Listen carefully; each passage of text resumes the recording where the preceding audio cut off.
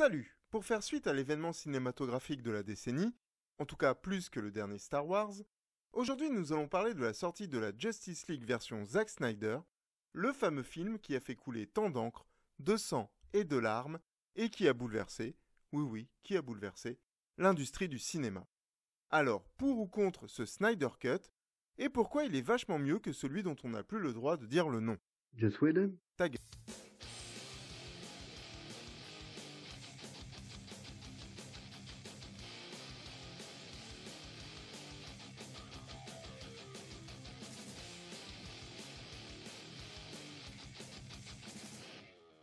À moins d'habiter sur une autre planète ou de carrément s'en foutre, vous avez dû entendre parler de la nouvelle version de la Justice League, le fameux Snyder Cut, qui est sorti le 18 mars 2021. Dans cette version, je voyais qu'il y avait Big Kifran, je crois, qui était en train de nous dire que le film était tout simplement extraordinaire. Je vois qu'il y a quelqu'un d'autre qui aime beaucoup ce mot aussi, donc c'est cool, je suis content.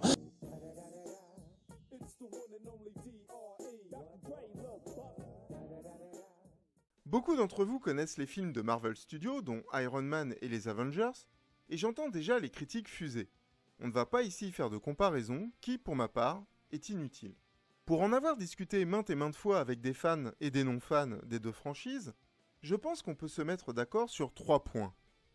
Marvel, c'est de la comédie d'action, vachement bien foutue. DC a un univers moins jovial, mais qui déboîte. Et Snyder n'est pas Whedon. Oups, faut plus dire son nom, autant pour moi. Alors, je ne vais pas y aller par 4 cheveux tirés au milieu d'une peau de l'ours sur un rond-point à 14h. Moi, les films Marvel, j'aime bien. Et les films d'ici, dans l'ensemble, j'aime encore plus. Bon, le premier qui me parle encore des bas de tétons, je le force à regarder tous les Batman de Schumacher dans l'ordre, et plusieurs fois. Comme ça, le gars, il y reviendra pas. Comme vous vous en doutez, je ne vais pas parler des autres films que ceux de Zack Snyder. Non pas que ce n'est pas intéressant ou qu'il n'y a rien à dire dessus, mais tout simplement parce qu'il y a trop de choses à dire dessus. Et j'espère qu'on pourra y revenir dans une autre vidéo.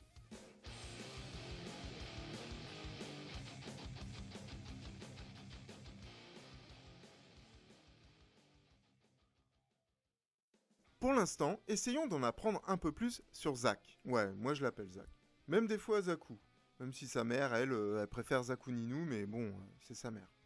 Enfin bref. Zachary est né en 1966 et après des études d'art, se lance avec un certain succès dans la publicité.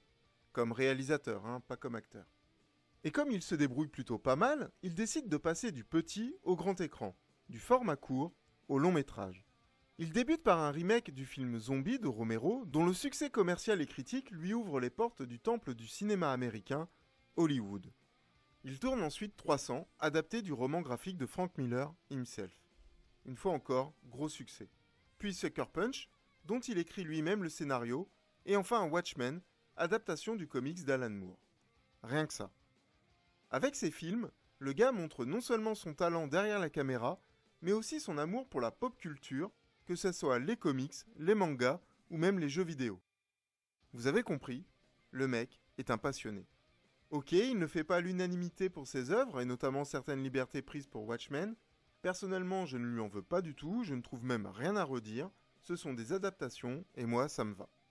Donc le gars, fort des succès qu'il engendre, il se retrouve associé au frère Nolan, excusez du peu, pour le nouveau reboot de l'Homme d'Acier, plus connu sous le nom de Superman, reboot qui s'intitulera Man of Steel, traduction, l'Homme d'Acier. Et bien évidemment, ce film est dans la lignée sombre de la trilogie du Dark Knight de Nolan. Loin des films Iron Man ou Avengers.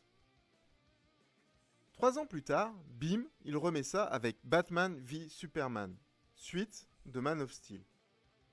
Succès et critiques mitigées dus notamment à la fameuse scène impliquant leur mère, la fameuse Martha. Il aura d'ailleurs fallu attendre l'Ultimate Edition pour enfin comprendre le déroulement du film.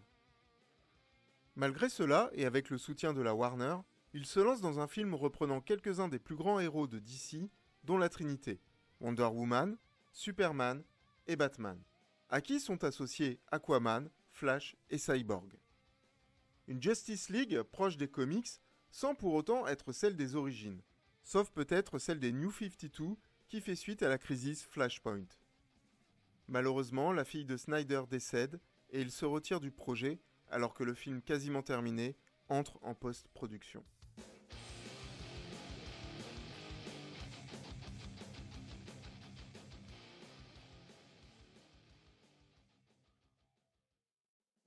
Et on ne sait pas ce qui lui a pris, mais la Warner décide d'embaucher le réalisateur d'Avengers pour faire du Marvel-like. Donc on a Ben Affleck en Batman, Henry Cavill en Superman, Gal Gadot en Wonder Woman, Jason Momoa en Aquaman, Ray Fisher en Cyborg et Ezra Miller en Flash. Avec des reshoots et un montage sabotant l'univers que Snyder a mis en place, faut-il rappeler les vannes lourdes et la moustache gate, le film est un échec. Et encore, le mot est faible pour tous les fans de DC et de Snyder. Dès la sortie du film, la colère gronde. Les fans lancent le fameux hashtag Release the Snyder Cut, que l'on pourrait traduire par Sortez la version de Snyder, souhaitant ainsi voir le montage prévu par Snyder. Même les acteurs participent à ce mouvement, qui au bout de 3 ans réussit à faire flancher la Warner, qui annonce donner sa chance au montage d'origine.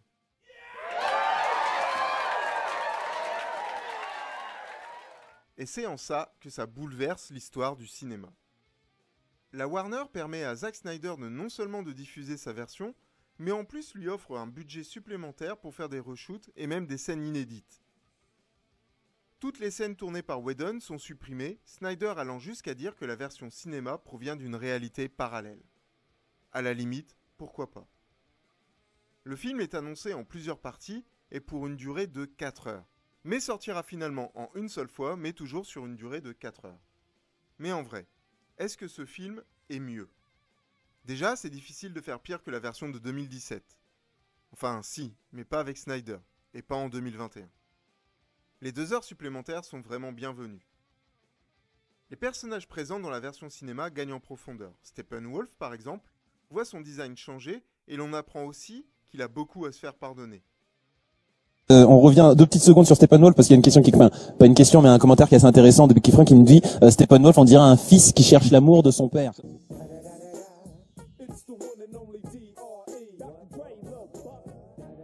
Flash n'est plus seulement un gamin comique voire inutile, il a un but, des envies et des doutes.